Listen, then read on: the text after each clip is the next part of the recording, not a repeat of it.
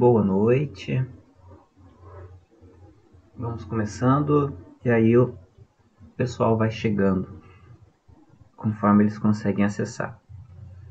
Primeiro, deixa eu pedir desculpa por semana passada eu não consegui me conectar e nem ter conexão para avisar vocês que eu não estava conseguindo entrar na sala. Só 10 da noite eu consegui me conectar à internet, então desculpe, né, por deixar vocês esperando pela aula e ela não acontecer. Eu vou gravar uma aula e vou deixar disponível na plataforma como reposição do encontro passado.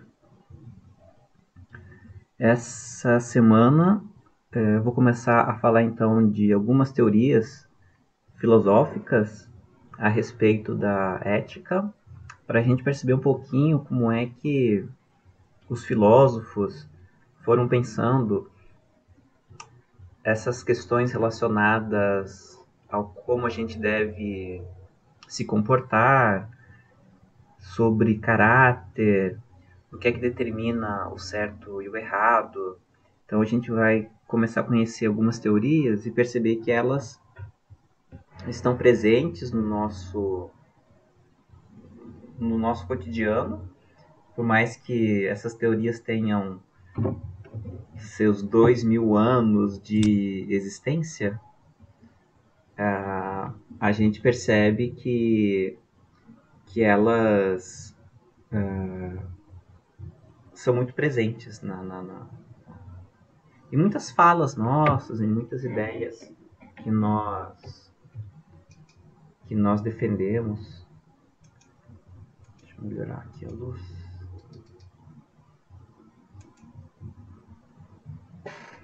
Então vocês vão perceber que muitas das ideias que a gente vai ver ao longo das aulas, elas não são totalmente estranhas ao que a gente pensa. E, na verdade, a gente até faz uma mistura de várias teorias, né? Pega um pouquinho do Sócrates, um pouquinho do Aristóteles, um pouquinho do Kant e vai fazendo a nossa gambiarra para tentar justificar os nossos comportamentos como éticos, não éticos, morais ou imorais. Então, eu acho que vai ser bem legal assim essas aulas. Hoje eu vou começar falando de dois filósofos, o Sócrates e o Platão. Que o Sócrates é o cara que vai dar início, né, ao pensamento a respeito da ética. Boa noite, Vanessa. O Sócrates é o primeiro filósofo que vai tematizar a ética como objetivo da reflexão filosófica. E o Platão, ele vai ser o primeiro a fazer uma teoria ética mais sofisticada, digamos assim. Se bem que a teoria do Platão não é bem ética, né? Ela é misturada com política. Isso é uma coisa interessante nos filósofos antigos, porque o pensamento ético deles está sempre vinculado à política, enquanto a partir de Maquiavel, em 1500, 1600, a ética e a política elas não se misturam. Não que a política não tenha ética, tem, né? Tem que ter. Inclusive é uma das cobranças nossas, né? A gente ainda aguarda ansiosamente por políticos éticos, né? Na nossa cultura brasileira, na nossa cultura nacional.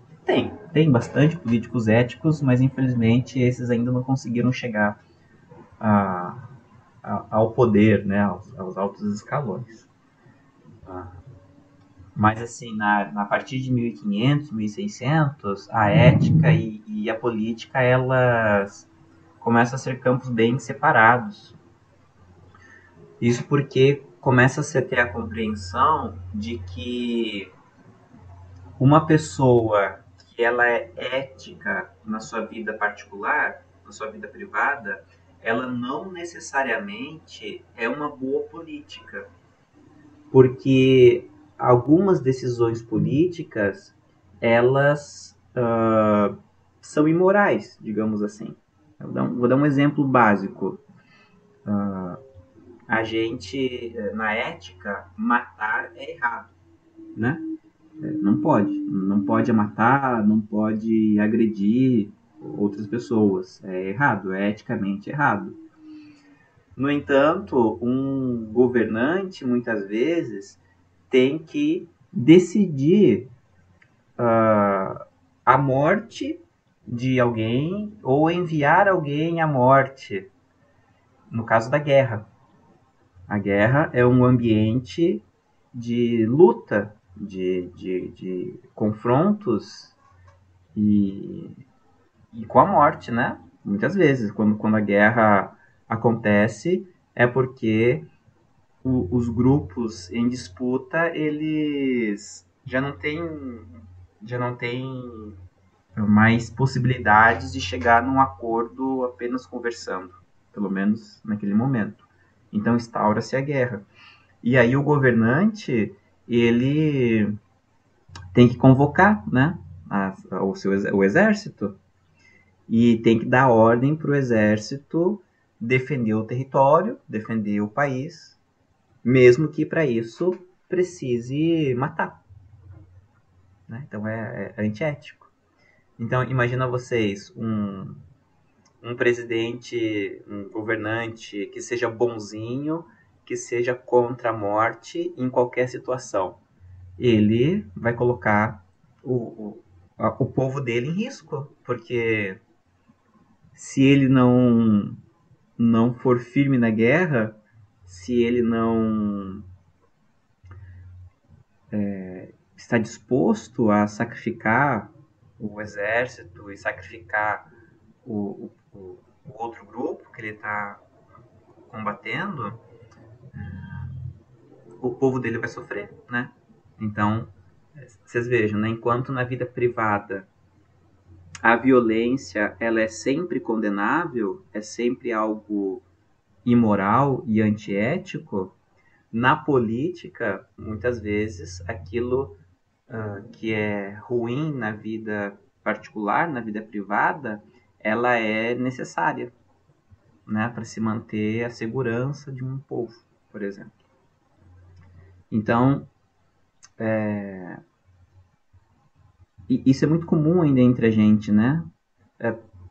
Tem pessoas, por exemplo, que votam num político porque ele tem uma vida privada bastante ética. Então, assim, ele é religioso, vai na igreja, ele é casado, tem 2 filhos, né?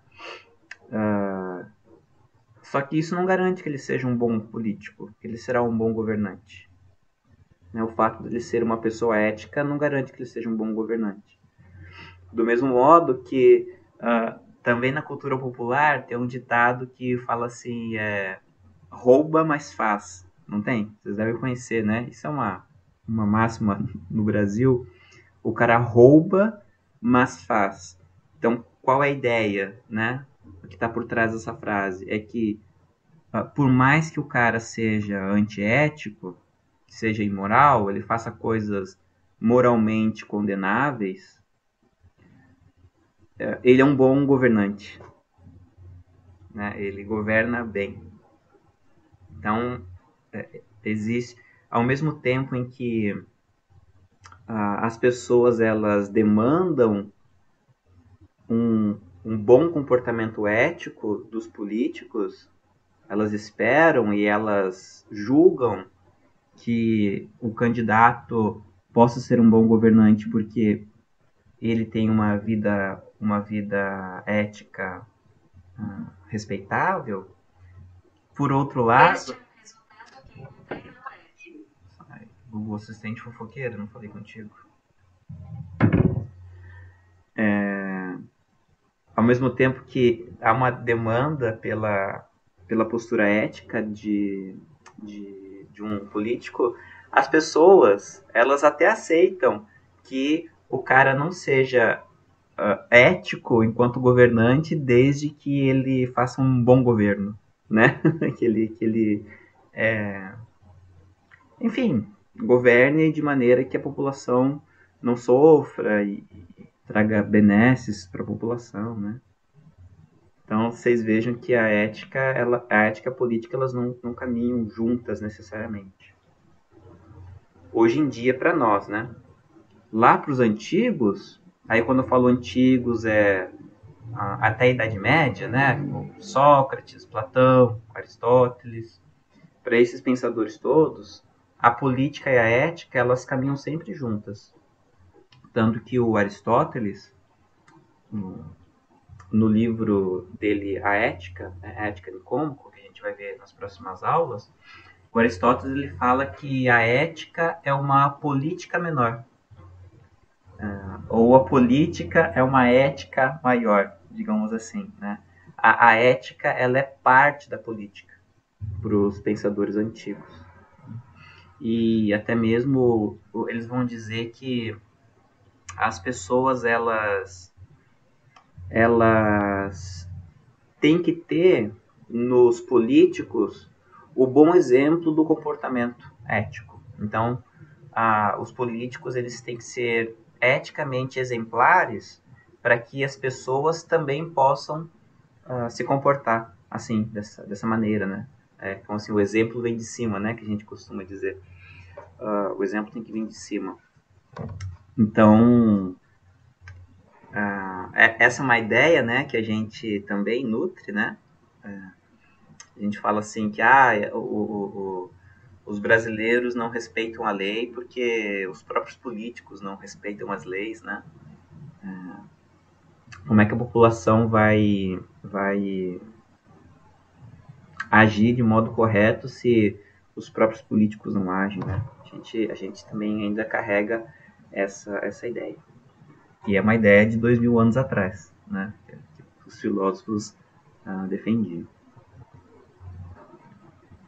Bom, então eu vou falar hoje rapidamente assim sobre a ética do Sócrates, a ética do Platão. Lá na plataforma eu coloquei o link de um vídeo que fala sobre a ética do Platão, tá? Vocês podem assistir. Eu liberei a aula agora há pouco, antes de começar esse encontro.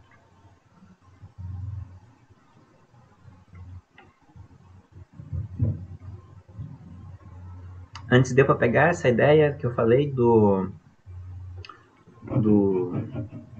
da relação entre ética e política? Deu para pegar sim a ideia de que nem sempre há uma relação. Tem, né, alguma relação, mas a política ela tem as suas regras próprias, digamos assim, as suas regras éticas próprias, né? A política tem. Bom, então vou falar um pouquinho do Sócrates, né? O cara do só sei que nada sei, que ele sempre aparece aí, né, nas nossas aulas, porque enfim ele é o grande pai da filosofia ocidental. O Sócrates, ele é o cara que inaugura a ética, porque ele vai ser o primeiro pensador a dizer que o principal objeto de pensamento da filosofia é a vida humana. Então, o filósofo ele tem que se debruçar sobre a vida humana. E aí compreender o que é o ser humano para que o ser humano, né, e para que cada pessoa ela possa encontrar a felicidade. Basicamente, essa é a ideia de Sócrates. E a felicidade, para o Sócrates, para o Platão, para o Aristóteles, ela está sempre vinculada a uma ideia de encontrar a verdade. Então, à medida em que eu conheço a verdade, eu consigo orientar a minha vida para a verdade. Mesmo porque, segundo esses filósofos antigos, boa parte do sofrimento humano e das escolhas erradas que a gente faz e dos vícios que nós cultivamos, boa parte dessas coisas ruins, elas são todas resultado da ignorância. Então, por a gente ignorar a verdade, por a gente desconhecer a verdade, a gente acaba sempre tomando decisões erradas a respeito do que fazer, do que falar, de como construir uma sociedade justa. E à medida em que a gente vai conhecendo a verdade, então a gente vai se adequando a essa verdade, e aí, consequentemente, a gente tem uma vida melhor e tem a felicidade. Essa é uma ideia que está presente em todos os filósofos antigos, assim, da Grécia Antiga, né? Então, vocês vão notar que todos eles sempre falam da importância de se pensar a respeito da verdade. Então, é preciso que primeiro se conheça a verdade e depois, e aí a nossa vida ela consegue tomar um rumo, digamos assim. E esse é um pensamento que vai até assim, a Idade Média e vai também fazer parte do cristianismo. Só que aí no cristianismo, né, a verdade no caso é Deus, e aí, à medida em que a gente conhece a Deus, a gente deixa de fazer as coisas erradas. No caso, a linguagem do cristianismo, né? Deixa de pecar, deixa de ter uma vida pecaminosa. Continuamos sendo pecadores, né? Porque é uma condição natural da humanidade ser pecador, mas a gente começa a evitar as práticas do pecado, né? Então, segundo o cristianismo, a diferença entre uma pessoa que conhece a Deus e uma pessoa que não conhece a Deus é que a pessoa que conhece a Deus é um pecador que conhece a Deus. E os outros são pecadores que não conhecem a Deus. Que pecadores todo mundo é. Não tem jeito, né?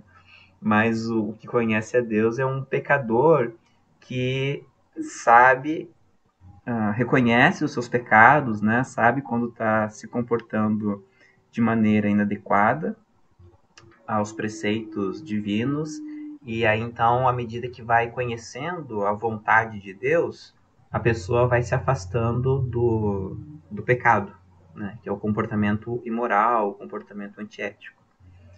Que é o mesmo raciocínio dos pensadores gregos antigos, né?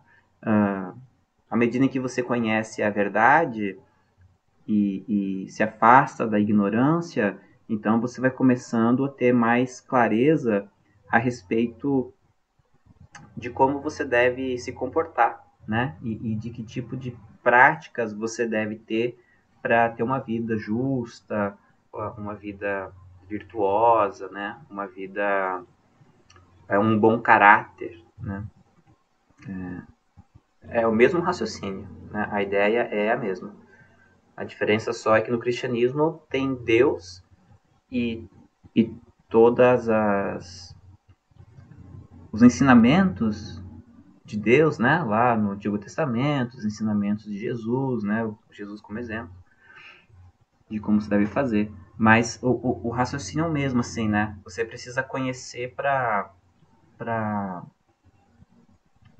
agir de modo correto. E quem começa com essa ideia é o Sócrates, de que é preciso conhecer. O Sócrates ele levanta o seguinte problema filosófico, né, a respeito da ética. Ele fala assim: se todos nós desejamos o bem, se todos nós queremos a felicidade, por que é que a gente faz mal para nós mesmos?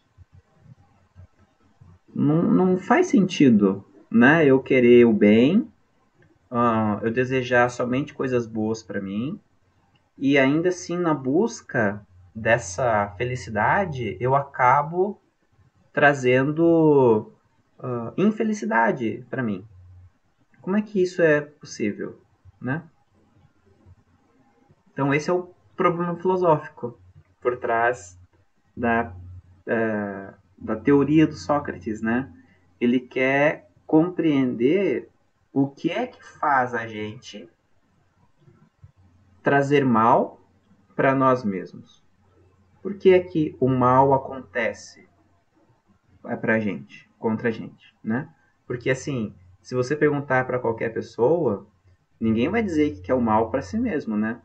Ninguém quer o mal para si mesmo. Mesmo quando alguém faz um mal para outra pessoa, ela faz esse mal porque ela está pensando no bem para si mesma, né? Agora, fazer o mal para si mesma, não, ninguém faz. Ah, mas tem as pessoas que se drogam, né? Bom, mas a pessoa que usa drogas, ela não usa drogas porque ela está querendo mal para ela mesma. Ainda que ela tenha uma certa consciência de que a droga faz mal, ela encontra na droga alguma coisa boa que faz ela que a droga ela preenche uma certa ideia de felicidade que a pessoa tem, né? Então assim, sei lá, a pessoa fuma, né? Não vamos nem pegar assim drogas ilícitas, né? Cocaína, crack, essas coisas. Vamos pensar assim drogas permitidas, né? Cigarro, por exemplo. Poxa, todo mundo sabe que cigarro faz mal, né? Assim, cara, todo mundo sabe. Além de fazer mal, uma coisa fedida, né? Faz fumaça, a gente fica fedido, né? Quem fuma tem cheiro de cigarro na mão, tem hálito, tem roupa, né? A pessoa que fuma muito, enfim, ela é defumada, né? Uma pessoa defumada, quem fuma muito. E a pessoa, os dentes, né, são amarelados, ela não sente o sabor direito do que ela come, do que ela bebe, ela tem pouco fôlego, né, porque os pulmões são comprometidos. Então, a pessoa que fuma, ela sabe de todas essas coisas ruins que o cigarro causa ao corpo, né? Mas por que as pessoas vão fumar, então? Se sabe de tudo isso, né? O que leva a pessoa a comprar a caixinha do cigarro que tem aquelas imagens terríveis, né? Aquelas imagens de pessoas doentes, né? Por quê? Que mesmo sabendo, tendo noção disso, a pessoa ainda assim fuma. Ela, por que ela encontra no cigarro um bem maior do que o mal que o cigarro causa fisicamente? Fisicamente e financeiramente, né? Porque cigarro é caro. Bom, a gente pode pensar assim em algumas coisas, né? Então, o que leva um jovem a fumar? Um adolescente a fumar? Geralmente um adolescente começa a fumar porque ele quer fazer parte da rodinha dos amigos que fumam, né? Então, tem lá os amigos que fumam e ele também quer fazer parte, ele não quer ser o careta da turma, ou então porque o adolescente ele quer se mostrar como uma pessoa rebelde, né, um adulto, né? Então, eu fumo porque eu sou rebelde, porque eu sou ousado, fuma para chocar, né? Ah, fuma porque está experimentando, já que os amigos também fumam, né? Então ele experimenta e acaba viciando. Enfim, né? Várias situações levam o jovem a fumar, né? E aí, essa necessidade fazer parte do grupo, essa necessidade de ter um status, né, de ser o cara descolado, né, o rebelde, faz com que o mal causado ao corpo seja menor do que o mal que a pessoa sente de não ser aceito no grupo, né? Adultos fumam porque são ansiosos, e aí o cigarro traz um alívio da ansiedade, né? Por que mais que os adultos fumam? Os adultos fumam porque ficaram viciados e começaram a fumar quando eram jovens, né? E começaram. E aí os adultos não conseguem largar o cigarro, porque largar o cigarro é um sofrimento. É difícil, né? O vício do cigarro. Tem pessoas que não conseguem largar o cigarro porque é muito sofrimento. Então elas acham que o sofrimento por largar o cigarro, ele é menor, ele é maior do que o sofrimento que o corpo está tendo por estar fumando, né? Porque geralmente as pessoas vão perceber as consequências do cigarro quando tem um câncer. Então o cigarro não é algo ruim que traz uma consequência imediata, assim, né? Você fumou e já fica mal, né? Os resultados do cigarro, eles são a longuíssimo prazo, né? Eu tinha um avô, por exemplo, que ele fumava desde que ele era adolescente, e ele foi morrer com 84 anos por conta de câncer no pulmão, né? Por causa do cigarro. Mas veja, ele viveu até 84 anos, ele deve ter fumado assim uns 60 anos pelo menos. Acho que no mínimo 60 anos da vida dele ele passou fumando, né? E ele foi sofrer assim as consequências do cigarro no final da vida dele. E aí as pessoas, elas, como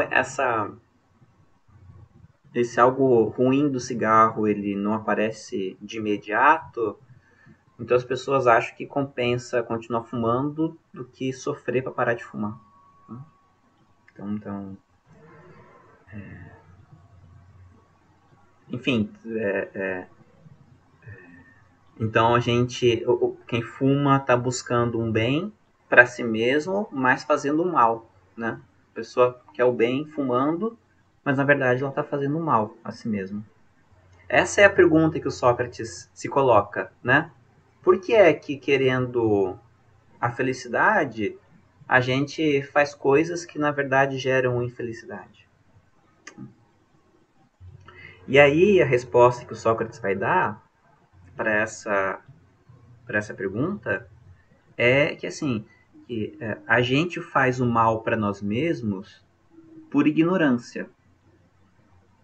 A gente a gente gera mal para nós, a gente causa mal para nós por desconhecer, por não perceber que aquilo que a gente está fazendo vai trazer mal para nós. Porque se a gente percebe o mal que alguma coisa vai gerar, a gente evita. Porque conscientemente ninguém quer o mal para si mesmo. Essa é a lógica do Sócrates. Se eu sei que vai dar ruim, eu não faço. Se eu sei que eu vou me dar muito mal, eu não faço. Essa é a ideia do Sócrates.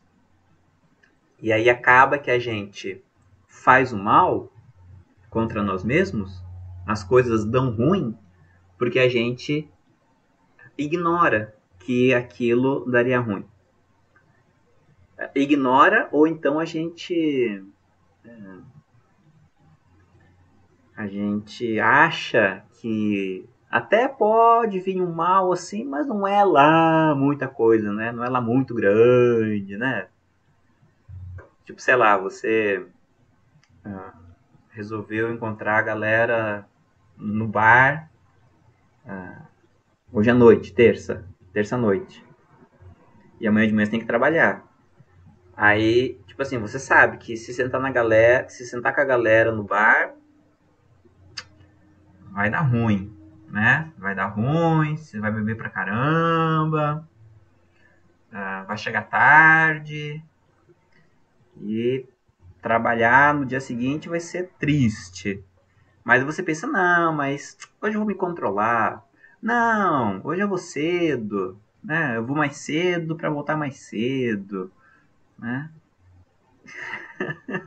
Só que aí, tananana, né? Tá lá você no dia seguinte de ressaca, chegando atrasado no trabalho, não prestando atenção direito no que tá fazendo, e aí o teu chefe, a tua chefe, fica falando o dia inteiro na tua cabeça, e a dor de cabeça da ressaca, e a dor de cabeça do patrão falando, né?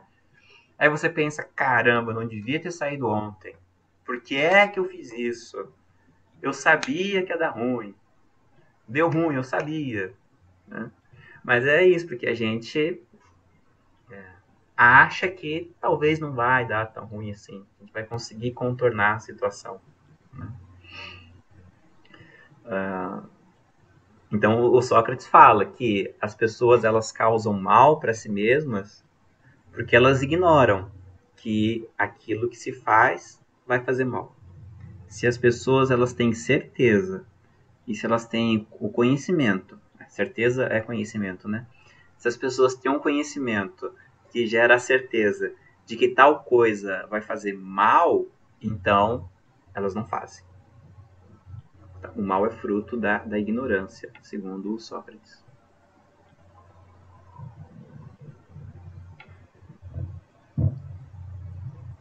E é interessante porque essa é uma ideia que o Sócrates traz na filosofia grega, mas é uma ideia já presente, por exemplo, na Índia, né, a partir do pensamento budista. Que no budismo, o Buda ele é de 600 a.C., né? Então Buda ele fez os seus ensinamentos 200 anos antes de Sócrates, só que na Índia, né? Sócrates estava na Grécia, o Buda na Índia. E aí, né, no budismo tem lá as 4 verdades básicas, né? A primeira verdade é a verdade do sofrimento, que o sofrimento existe e é uma realidade. Né? Essa é a primeira verdade no budismo. E aí o Buda fala que o sofrimento ele tem 3 raízes, ou 3 venenos, né, que ele diz. Que é o apego, a repulsa e a ignorância.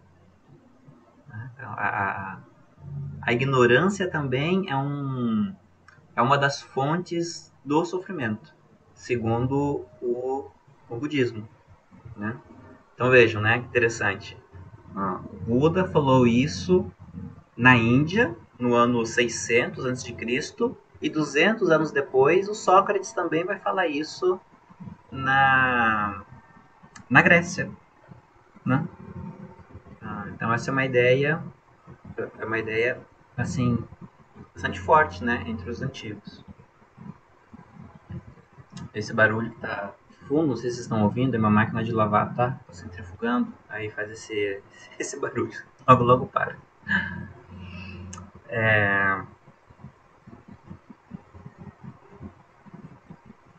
Devo pegar essa ideia do Sócrates de que o mal é fruto da ignorância.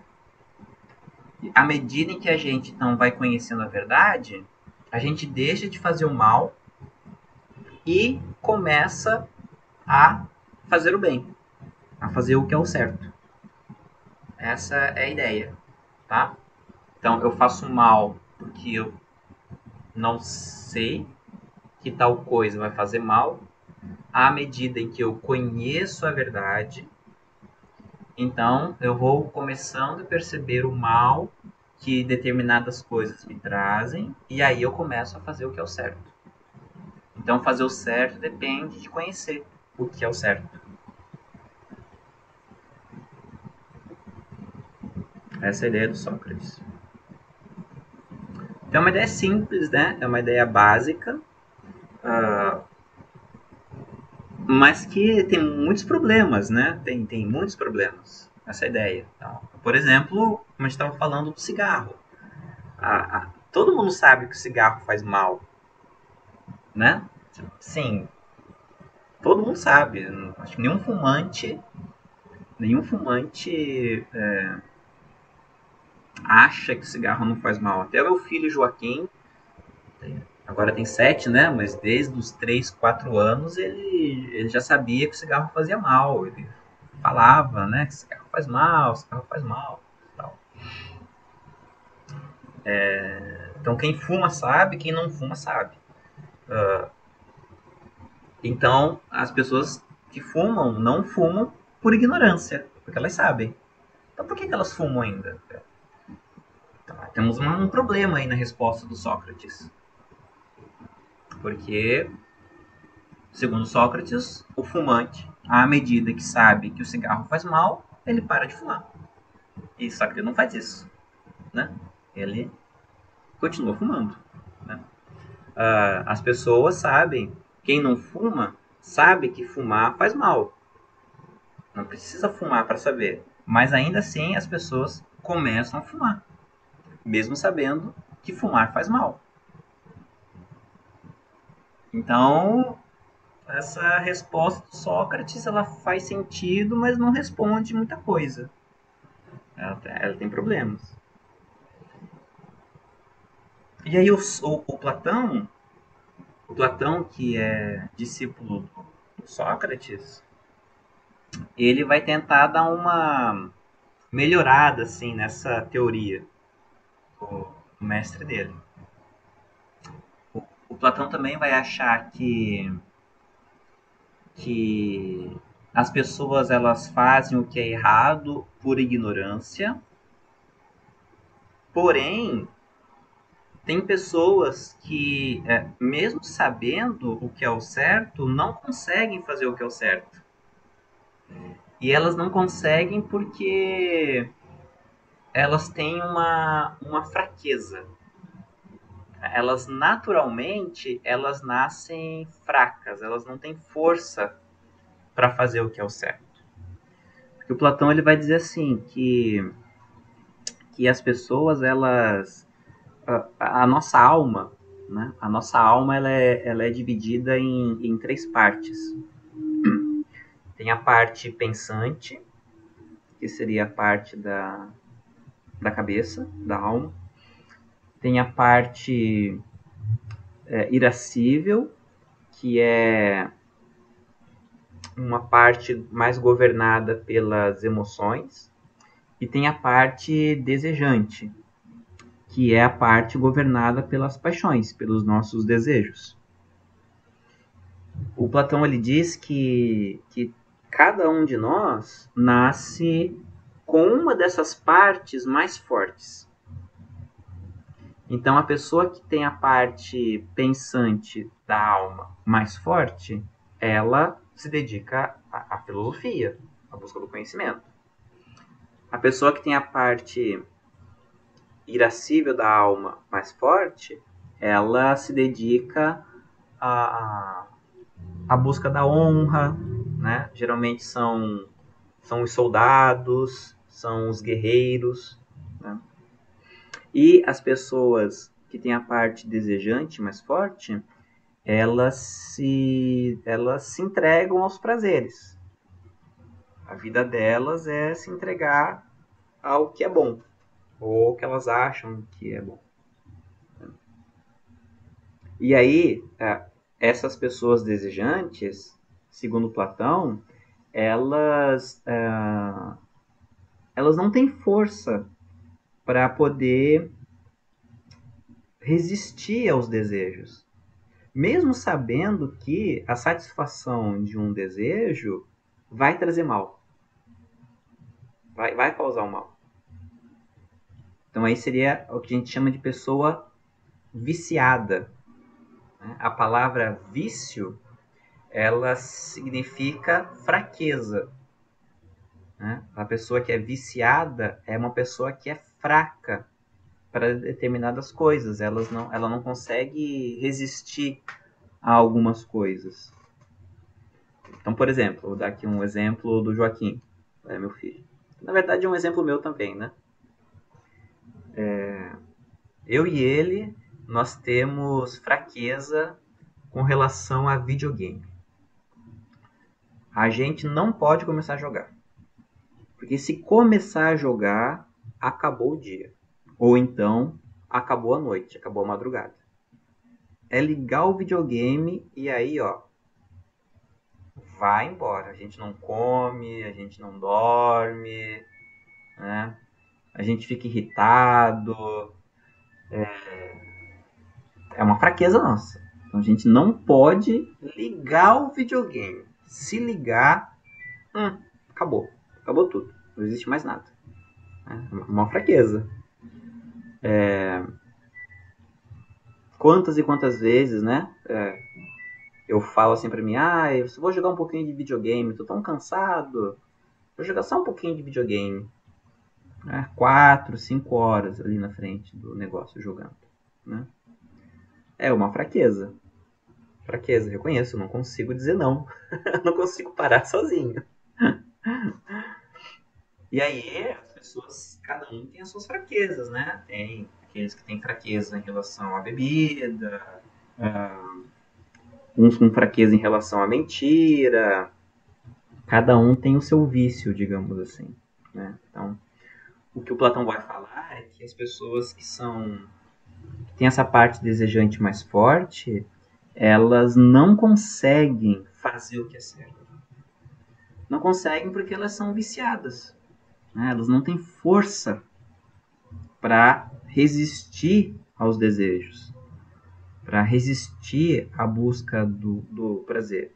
Por mais que elas saibam que vai fazer mal. Então, no meu caso, vamos por assim, terminei a aula aqui agora com vocês e penso assim, poxa, 8 horas? Vou jogar aqui uma partidinha de videogame.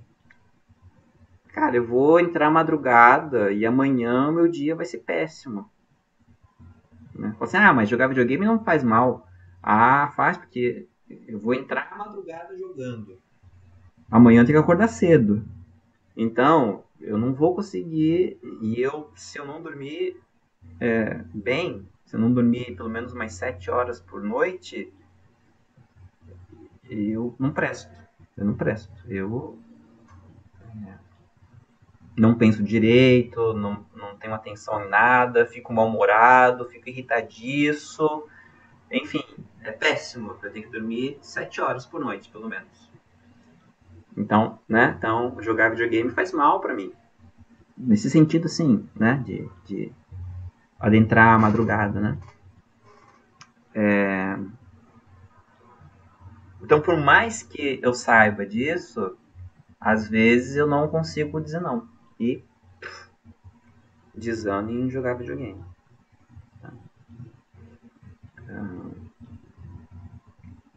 Então, o Platão vai dizer assim, olha, o Sócrates tem razão quando ele fala que conhecendo a verdade, as pessoas elas conseguem fazer o que é certo. Porém, há pessoas que, mesmo conhecendo a verdade, elas não conseguem fazer o que é certo, né? Porque elas são fracas, tem fraqueza. Né? E por mais que elas saibam que aquela fraqueza delas vai trazer algo ruim, elas ainda fazem, porque elas são fracas, elas não conseguem dizer não. Elas não têm força para resistir, não têm força para dizer não a isso que elas estão querendo.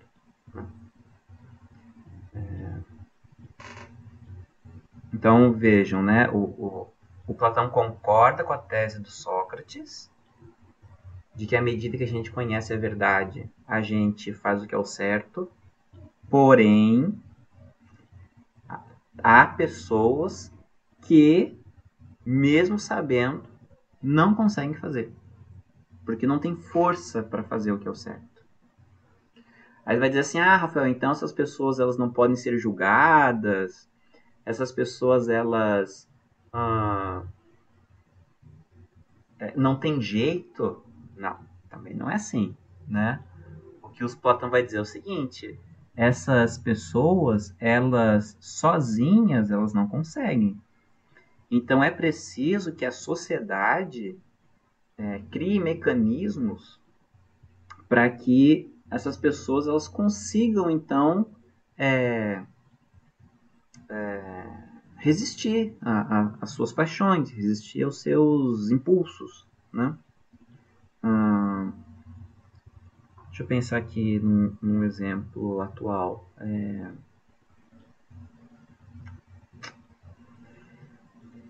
Cigarro. Pegar o cigarro, né?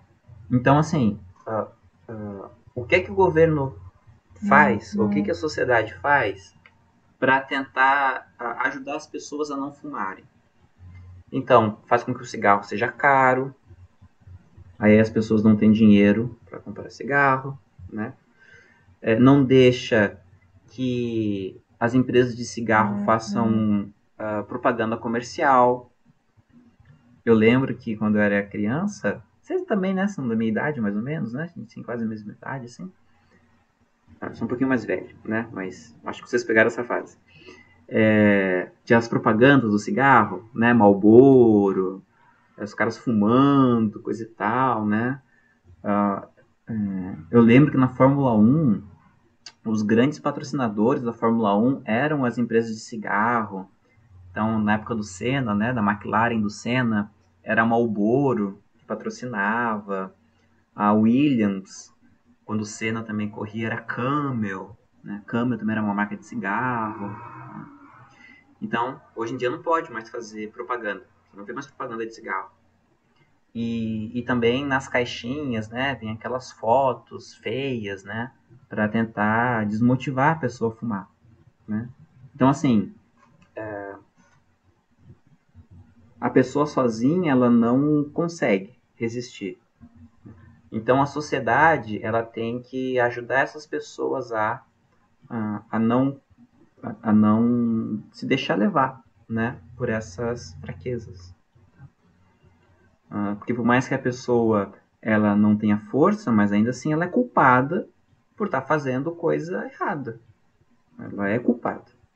Não tem? Não pode dizer assim, eu não faço o que é certo porque eu não resisto, eu não tenho força. Não, essa desculpa não cola.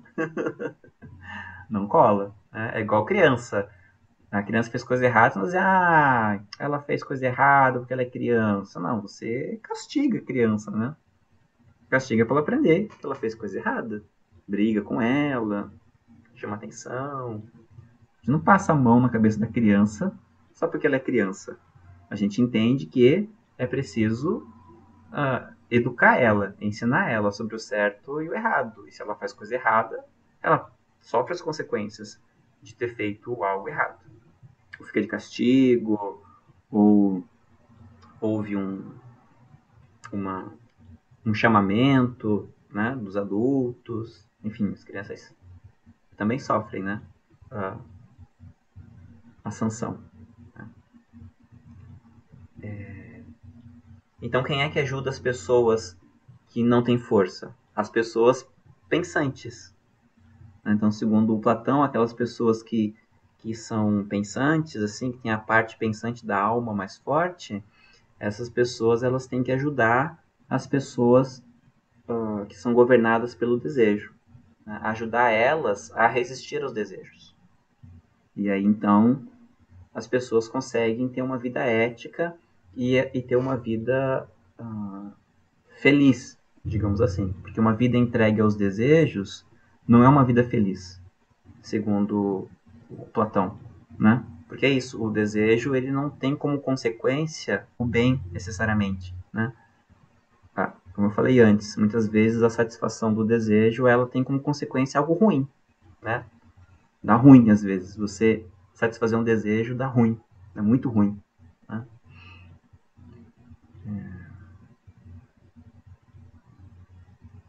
Então é isso, assim, né? Tem essas duas ideias que inauguram o pensamento ético, né? Digamos assim. Deu para pegar a ideia geral? Né? Então, para o Sócrates, conhecer o bem era o suficiente, para Platão, não. Né? Só conhecer o bem não é suficiente. Você precisa ter uma alma forte para fazer o que é o certo. E se você não tem uma alma forte, então você precisa de pessoas que te ajudem a se fortalecer para conseguir fazer o que é o certo. Essa é a ideia do Platão. Deu para pegar, gente? A ideia geral? Fez sentido para vocês? Assim, vocês querem ter falar alguma coisa, ter alguma colocação? Se não faz sentido, se já passaram por isso, se não passaram?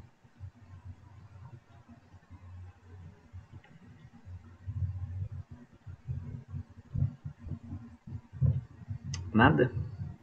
Eu, quando você falou de cigarro aí, marca famosa aí, patrocinou a Fórmula 1, eu sou um grande fã de Fórmula 1 e hoje é proibido, não pode ter propaganda. E uma das marcas mais famosas é a Marlboro, né, cara? Pois é. Cinema, carrinho vermelho da Ferrari. Aham. E eu lembro, assim, era só cigarro que patrocinava a Fórmula 1. Como eu falei, era Marlboro, era Camel, tinha uma outra também que era muito famosa. Não lembro, mas eu senti umas 4 marcas de cigarro que patrocinavam a Fórmula 1. Era muita coisa, era muito dinheiro. Muito dinheiro. E é isso, e os governos, eles foram... ao invés de proibir a venda de cigarro, os governos acharam que é melhor educar, né? Educar para as pessoas não fumarem. Educar junto com medidas que dificultem as pessoas a ter acesso ao cigarro, né? Então, aumenta o preço. Ainda que aqui no Brasil, perto do mundo, o cigarro ainda é barato, né? Mas tem lugares no mundo que o cigarro é caríssimo, caríssimo, porque o imposto que o governo cobra da venda do cigarro, tipo assim, é muito alto. É muito alto o imposto. Aí o valor do cigarro vai lá nas alturas. E aí o pessoal não tem dinheiro para comprar o cigarro, né? Então, como eu falei, né? A sociedade ela cria mecanismos para ajudar as pessoas a não se entregarem assim, né? As coisas ruins, né? Aos vícios. Né? Então é isso, Nossa gente. famosa maionese caseira. Maionese caseira é. Nossa senhora, terrível. Tinha outras coisas também, assim. Por exemplo, né? Uma política do governo, assim. Distribuir camisinha nos postos de saúde, né? Camisinha de graça. Né? Não adianta proibir as pessoas a não fazerem sexo sem camisinha por causa das doenças, né? E então qual foi o mecanismo, né? Foi entregar camisinha de graça para as pessoas, porque as pessoas gostam de fazer sexo e, e uma das maneiras de você oportunizar que as pessoas se protejam de gravidez indesejada, protejam-se de doenças, foi isso, né, de distribuir camisinha gratuitamente, né? Porque só o discurso, por exemplo, da religião, né, que diz que as pessoas precisam se guardar, o ideal é fazer sexo somente depois do casamento, né? Não é suficiente para fazer com que as pessoas, não, realmente, né, vou me cuidar, né, vou me cuidar. Não, infelizmente não resolve, né? Então, uma das maneiras que o governo encontrou foi essa, de distribuir preservativo gratuitamente. Né? Então, é isso. A sociedade ela vai tentando encontrar mecanismo para ajudar as pessoas, né? A resistir à entrega à entrega às suas paixões. Né? Então é isso, gente. 8:02. Hoje vimos Platão e Sócrates. Semana que vem a gente vê um pouquinho do Aristóteles, que também é legal. É uma ideia que vocês já conhecem. E continuamos assim, então. Tá bem? Se cuidem. Eu essa semana me vacino. Uhul. Espero que chegue também o dia de vocês logo pra gente voltar pra vida normal, né? Enquanto não volta, sigamos nos cuidando. Tchau, tchau. Valeu, boa noite, pessoal. Boa noite. Boa noite. Boa noite.